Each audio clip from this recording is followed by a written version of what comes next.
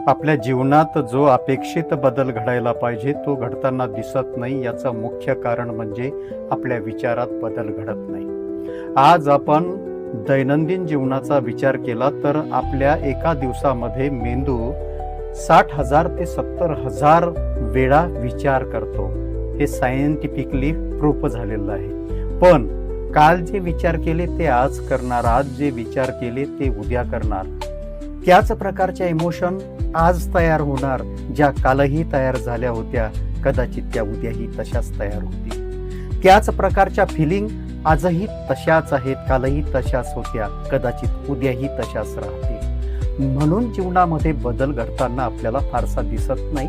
कारण त्याचं एकच आहे की विचारांना बगल देता येत नाही. तेच विचार चोथा करून आपण विचार करू करू दुःखी होत जातो. नवीन चैतन्य आपल्यामध्ये निर्माण होत नाही, कारण नवीन विचार आपल्याला सुचत नाही.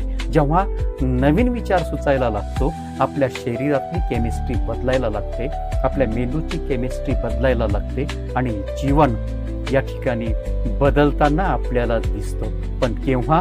जेव्हा हे विचार आपण बदलू तेव्हा. जेव्हा विचार बदलू तेव्हा जीवनामध्ये चैतन्य फुलायला लागतं आणि जीवन एका वेगळ्या टप्प्यावर जायला लागतं. नमस्कार.